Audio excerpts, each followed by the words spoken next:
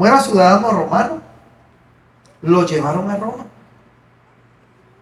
Ya Pablo estaba para morir cuando encontró a Onésimo. Dice la Biblia que estaba Pablo y Silas antes en otra cárcel. Pablo vivió de cárcel en cárcel, hermano.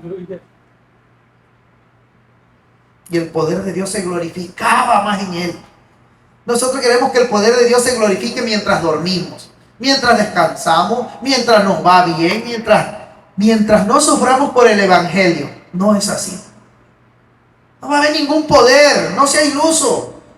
Hay mucho cristiano iluso que cree que va a tener poder de Dios estando dormido, sin leer la Biblia, sin orar, sin sufrir, sin padecer por el evangelio. Eso no va a pasar.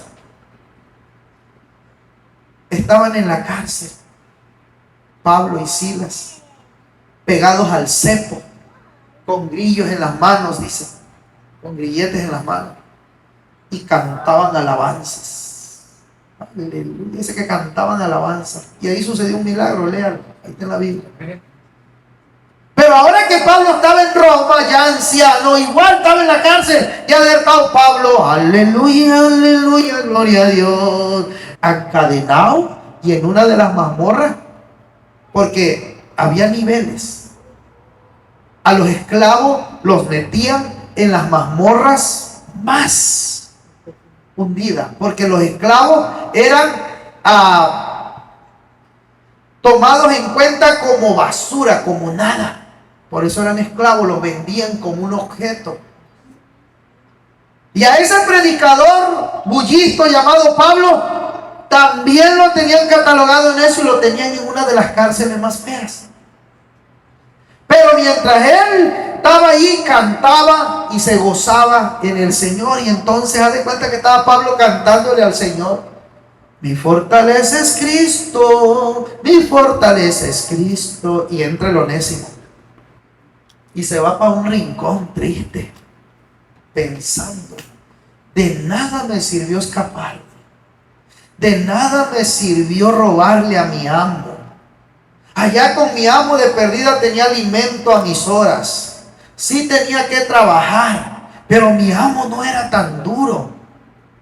Por no ser tan duro, mi amo, pude escaparme y robarle porque me tenía confianza.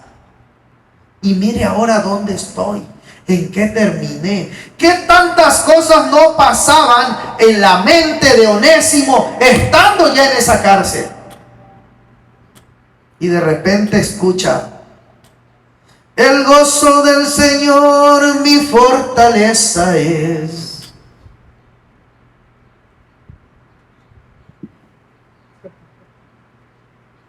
Ese loco cantando ahí, yo con tantas preocupaciones aquí. ¿Y ahora qué voy a hacer? Si me regresan a mi amo. El esclavo que se escapaba era castigado duramente con látigos. Pero el esclavo que robaba era mutilado de las manos y luego vendido como desecho o muerto por su amo. Era la ley. Había una ley para los esclavos. Y Onésimo pensaba: si los romanos me regresan con mi amo, me va a castigar, me va a matar. Y mientras él estaba sumido en sus pensamientos, allá en un lado, en el otro rincón, se escuchaba: Él es mi paz, Él ha roto mis cadenas.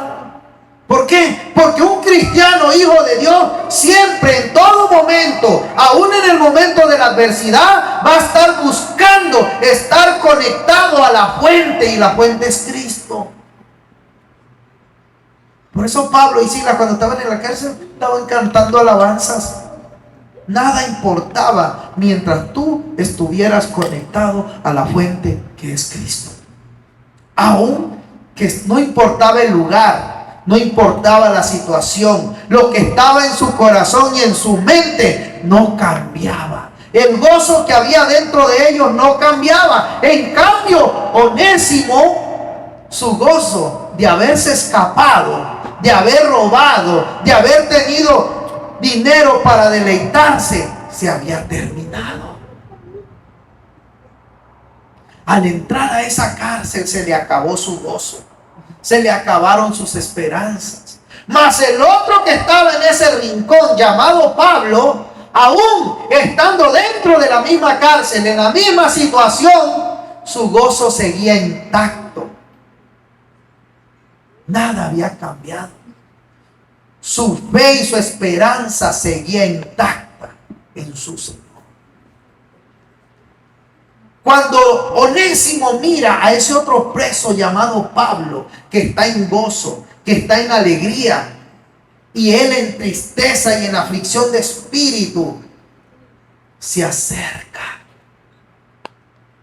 Por eso, hermano, cuando tú estés en prueba, cuando tú estés en lucha, cuando tú estés en situación, que no cambie tu semblante, que no cambie tu esperanza, que no cambie tu gozo.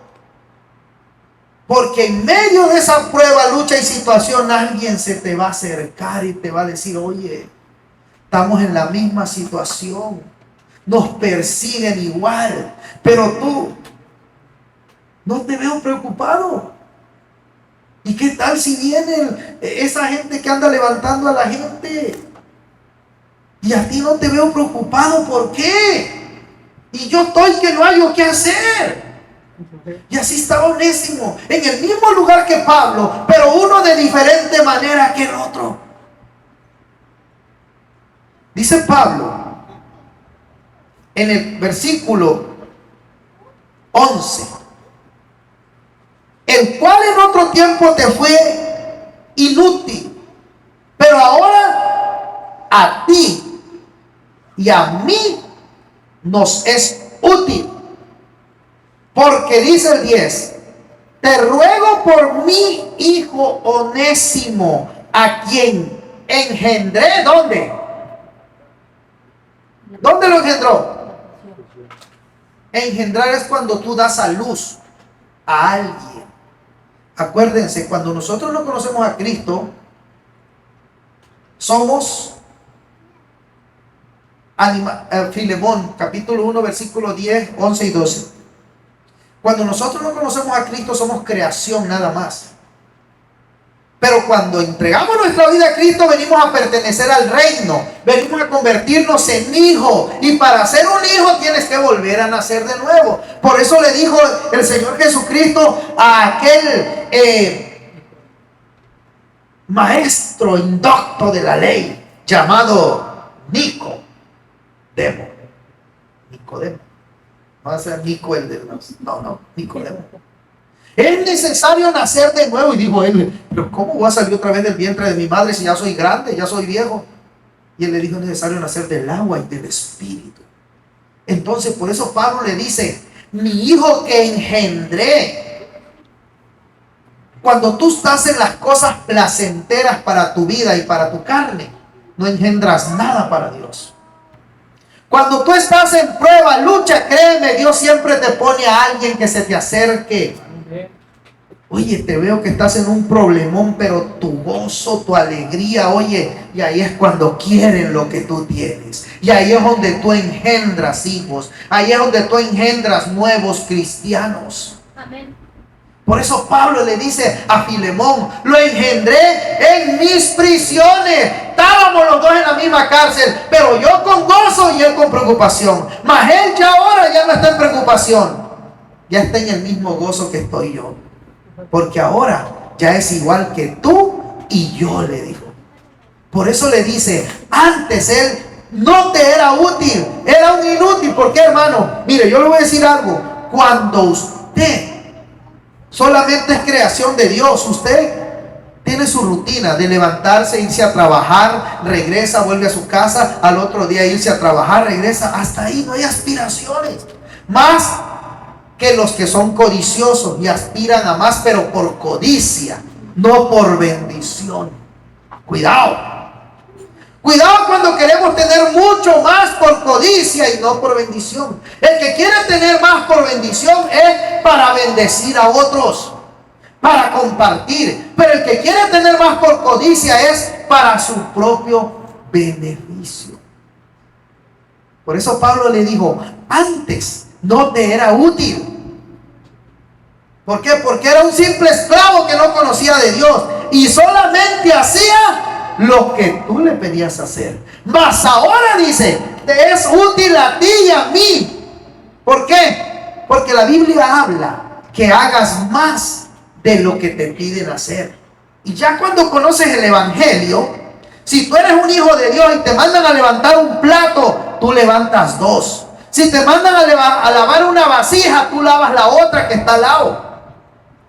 Dijo el Señor, si tu enemigo te pide que le lleves su carga una milla, tú llévasela dos, dice, para que puedan ver en ti que tú eres un hijo de Dios, que tú eres diferente, que tú practicas el perdón, que tú practicas el amor. Pablo le manda esta carta a Onésimo diciéndole, ahora este hijo que engendré en mis prisiones, que antes, dice, en otro tiempo fue inútil, ahora a ti y a mí nos es útil por causa del evangelio. Porque ya también Filemón era cristiano, hijo de Dios. Pero Pablo le hace una petición especial, muy especial a Filemón, hermanos.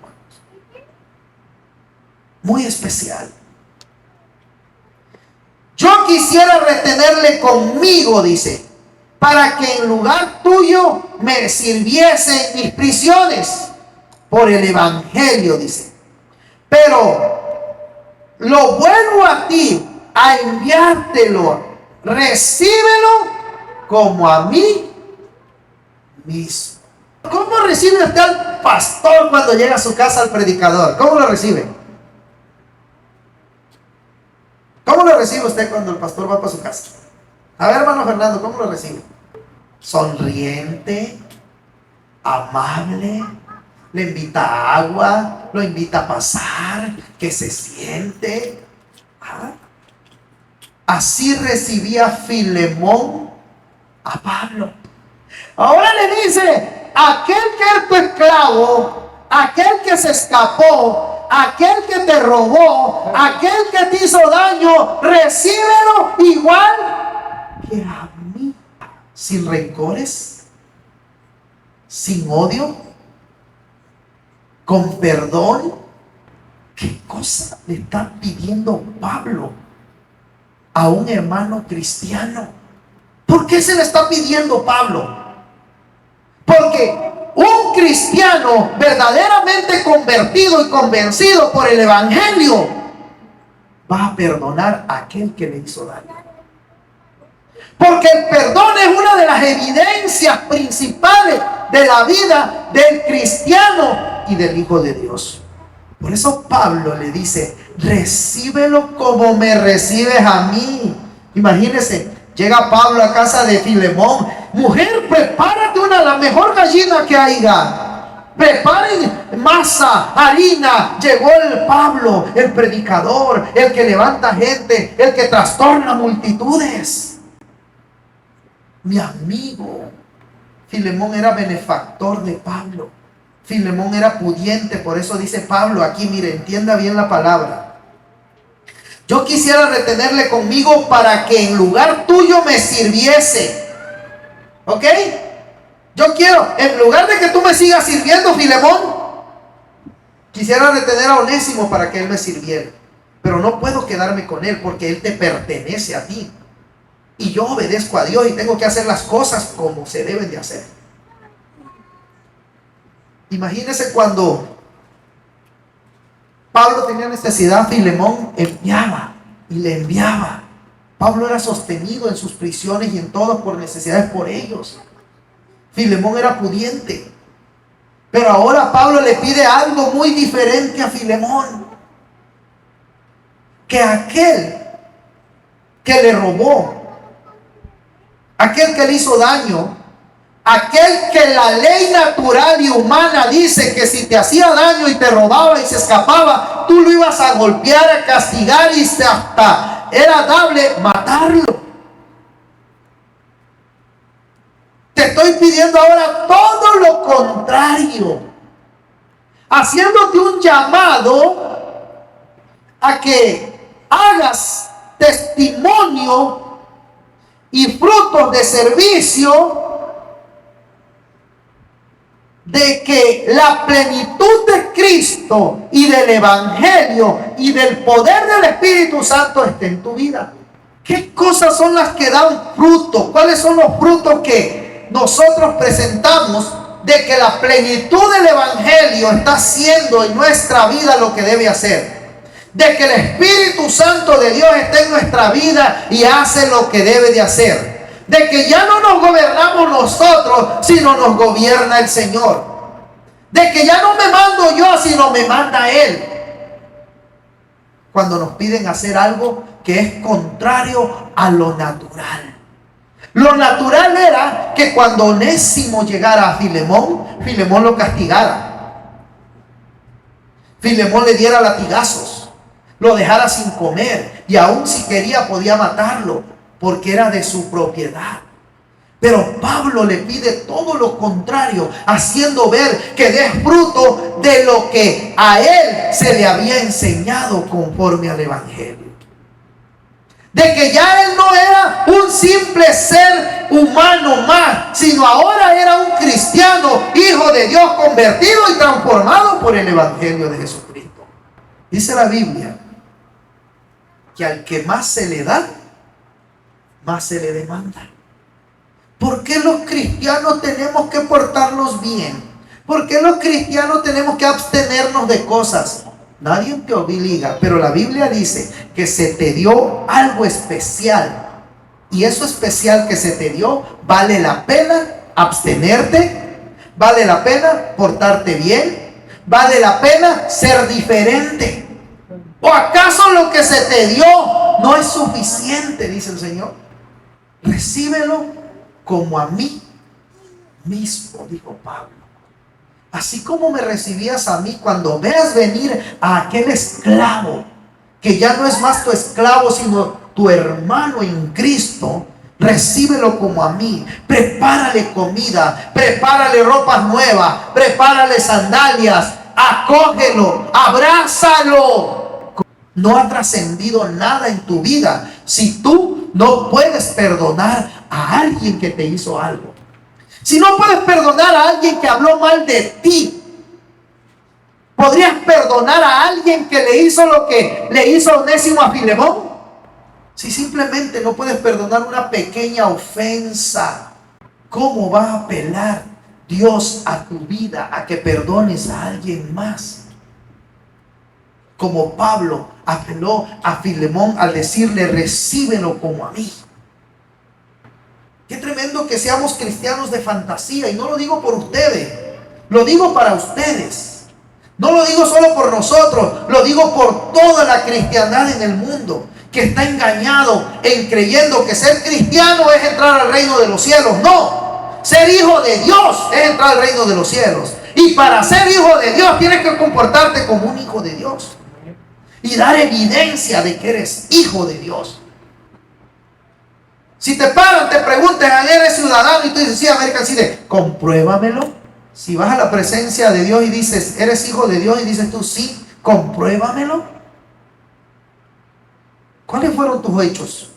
¿Cuáles fueron tus acciones? ¿Te llamas cristiano o te llamas cristiano hijo de Dios? Cristianos hay muchos. Cristianos hijos de Dios hay pocos. Son aquellos que las evidencias en su vida se notan. La palabra dice claramente que caminamos de diferente manera, nos comportamos de diferente manera, actuamos de diferente manera. Pero hermanos, el Evangelio o la carta a Filemón, hermanos, esta epístola, o más bien carta, hermano, del apóstol Pablo, es una historia fascinante esto, hermano. Si usted la lee en su casa llegando, le puede usted sacar tantas cosas. Pero órele primero al Señor. Es una de las historias más fascinantes de perdón que usted puede encontrar en la Biblia. Porque piden perdón para alguien que cometió algo tan atroz en aquella época. Imagínese la cara de Onésimo cuando Pablo le dijo: Onésimo, ya pagué tu fianza. Ahora te me vas derechito a casa de Filemón. No, Pablo, espérame. O sea, tú me convertiste a Cristo para mandarme a matar, para mandarme al matadero. No. Ya no eres más un esclavo del mundo. Eres ahora mi hijo, mi hermano. Y te envío a mi hermano. Ya no vas a llegar como un esclavo, vas a llegar como su hermano. No tengas miedo. Aquel que te salvó, aquel que te rescató, también cuidará de ti. Es como si nosotros nos dijeran: ve allá y párate allá. No, pero pues es que a ese hombre yo le robé, a ese hombre yo le hice algo. Ve, porque él antes era, mas ahora ya no es. Antes era una creación, mas ahora es un hijo de Dios, partícipe del reino de Dios, coheredero con Cristo, de la misma manera que lo eres tú. Las cosas, hermanos, antes de que ellos conocieran al Señor hubieran sido muy diferentes. Pero ya con Cristo todas las cosas tienen que ser diferentes. Si ya con Cristo las cosas no cambian en tu casa, no cambian en tu vida, no cambian en tu hogar, no cambian en tu familia, algo está muy mal.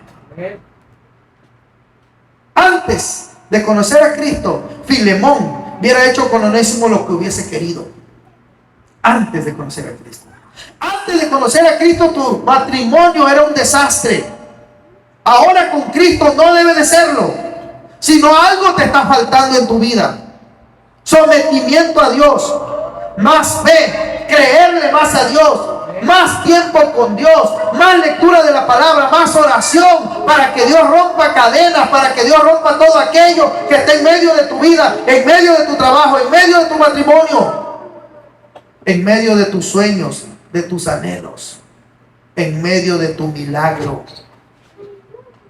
Acuérdese, cuando usted quiera un milagro, el camino se empieza a obstaculizar. Cuando usted empieza a pedir un milagro, inmediatamente el enemigo mete 3, 4, 5, 6 cosas delante para que el milagro no llegue, para que el milagro no se haga. Pero ¿qué sucede? Dice la Biblia, hermanos, que así como Daniel oraba y obstaculizaba el enemigo, ponía obstáculos, también el Señor trascendió y pudo llevar su respuesta y milagro a Daniel. Así nosotros, hermanos, de evidencias verdaderas de ser un cristiano, hijo de Dios, aún en las situaciones que menos quiéramos, en las situaciones que menos, hermanos, nos guste. Imagínense, este evangelio o esta carta invita al perdón. Invita al perdón. Si hemos sido ofendidos, dañados, golpeados, heridos, burlados, o como quieras llamarle a la experiencia que hayas tenido o que te impide siquiera oír el nombre de aquella persona, o muchas veces en cosas que nosotros fuimos los que nos metimos. Y cuando escuchamos el nombre de la otra persona, no, cállate, se arma una revolución en mi casa, en mi hogar y hasta en mi propio corazón y mente. Como las esposas cuando están enojadas con los esposos: oye, ¿cómo estás? No, ni me lo menciones. Ni me lo menciones. Imagínese si Filemón le hubiera contestado a Pablo: Pablo, ni me menciones a Onésimo. Filemón, ¿Dónde está la palabra? ¿Dónde está el evangelio transformador que tocó tu vida, que cambió a ti, a tus hijos, a tu esposa? ¿Dónde está la evidencia de que eres un cristiano verdadero, hijo de Dios? La carta que Pablo escribió la llevó el mismo Onésimo de su propia mano.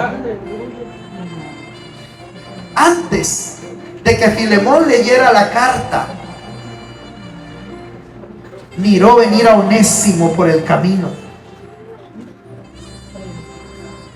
Y Filemón pensó en otro tiempo. Ahí viene preparen los látigos, preparen el lugar donde lo vamos a golpear, donde le vamos a cobrar todo lo que me hizo, la burla, la afrenta que me hizo. Preparen todo. Pero ahora, como cristiano, hijo de Dios, lo ve venir y dice: Señor, ¿qué voy a hacer? Si tu palabra me dices que tengo que amar a mi prójimo, si tu palabra me dice que tengo que perdonar así como tú me perdonas, que aquel que no perdone a su hermano, tú tampoco lo perdonarás. Y lo ve venir, seguir caminando. Y está Filemón entre esa lucha que muchas veces nosotros hemos tenido. Cuando ves venir a alguien y dice: este me hizo tanto daño, ¿qué hago? Lo corro, lo acepto, lo recibo, pero soy un hijo de Dios, soy un cristiano verdadero y la palabra me enseña que ame a mi prójimo. ¿Qué hago? Mientras Onésimo se acercaba, Filemón tenía esa lucha interna de: ¿obedezco a mi propio ser y a mi propio pensar y a mi propia carne, o obedezco al Espíritu de Dios que está en mí, que hace mi corazón latir fuerte y me dice: ámalo, apenas llegue a ti, abrázalo y dile que lo perdonas, aún antes de leer la carta? Ahí es cuando tú das evidencia, sin que nadie te lo pida, sin que nadie te obligue a perdonar, sino simplemente porque tú fuiste perdonado de muchas más cosas, también muestras el perdón. Cuando Onésimo llegó cerca, Filemón lo abrazó, lo besó y le dijo: te perdono. Luego Onésimo le entrega la carta temblando, y Filemón abre la carta y empieza a leer las palabras de Pablo que le dicen: te mando a mi hijo Onésimo, al cual engendré en las prisiones. Te lo envío porque antes no te era útil, pero sé que ahora va a ser más útil para ti y para mí. Recíbelo como me recibías a mí.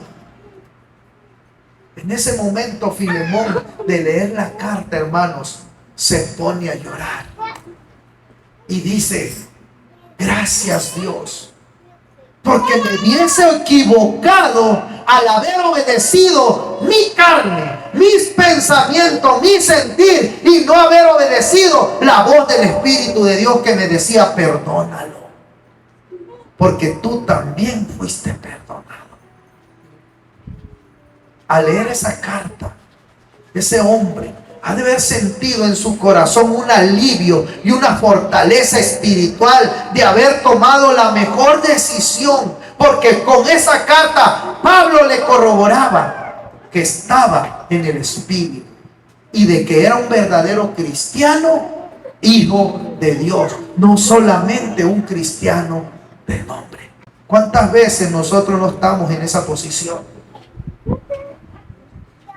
¿Cuántas veces alguien más, ya sea tu esposa o tu esposo, te tienen que estar puchando? Ya, perdónalo, ya, olvida eso, ya, olvídate de eso que pasó. Y nos aferramos, hermanos, a guardar cosas en nuestro corazón.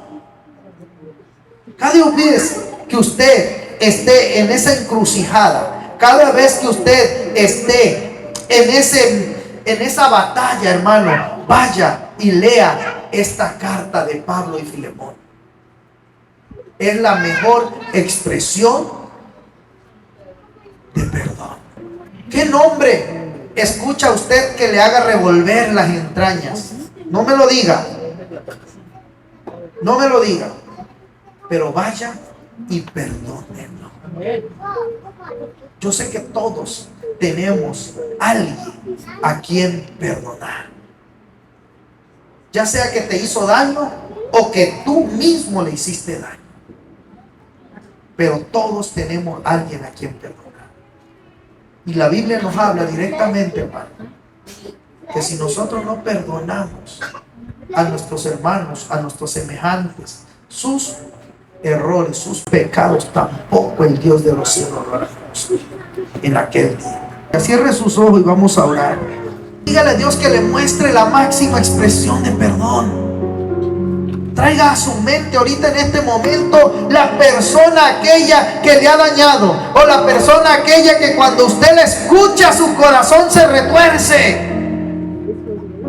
Traiga a su mente y a su corazón en estos momentos la persona que le hizo daño o a la que usted le hizo daño, aquella que cuando usted le escucha o escucha su nombre, aunque no se lo hayan dicho ni para usted, usted siente coraje, siente odio, siente rencor.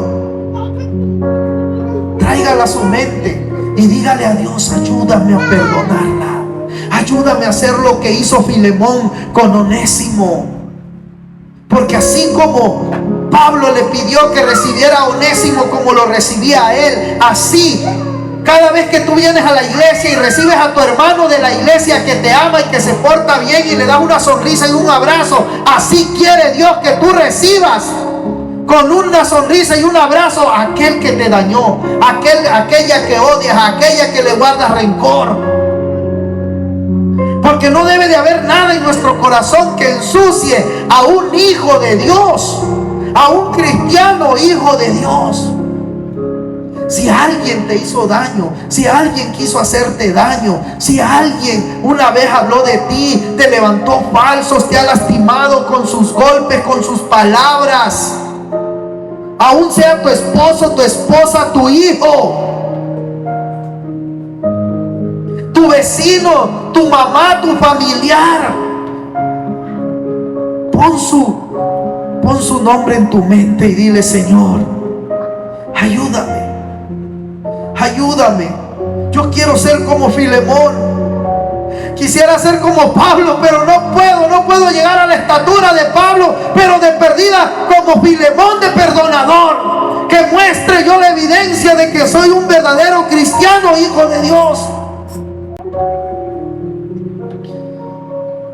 Dile: Señor, ya de perdida como Filemón, que pueda yo dar evidencia que soy un verdadero cristiano, hijo de Dios. Que pueda yo mostrar y enseñar que cuando un corazón es transformado, el perdón es un adorno más en la vestimenta de los hijos de Dios. Dice la Biblia que hay muchos frutos del Espíritu: amor, gozo, paz, benignidad. Pero el perdón en nuestra vida es tan necesario, hermanos, para poder tener gozo, paz en nuestro corazón. Gracias, Señor. Ahora, Padre, infunde aliento a nuestra vida y guárdanos, Señor, de la maldad del enemigo. Que tu palabra quede en nuestro corazón, Señor, sellada como tesoro preciado. Que quede en nuestra mente grabada, Señor, para que la traigamos a memoria cuando la necesitemos. Y aún, Señor, cuando no la necesitemos, para fortalecer nuestra vida. Si alguno está enfermo y ha creído, Señor, obra. Si alguno está en necesidad y su fe, Señor, ha sido fuerte, obra. Si alguno aquí, Señor, está clamando a ti por un milagro,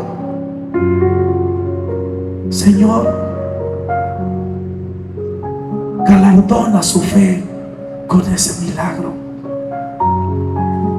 No nos dejes, no nos sueltes de tu mano. No nos desampares, te necesitamos.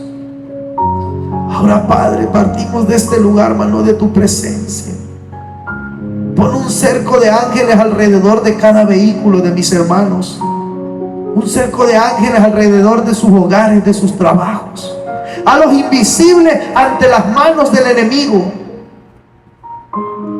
Ante todo aquello que está pasando en este país, Señor. Guarda a mis hermanos, bendito Dios. Llévalos con bien a sus hogares y tráelos nuevamente para honrar y glorificar tu nombre. Líbranos de la maldad del hombre y del enemigo, Señor.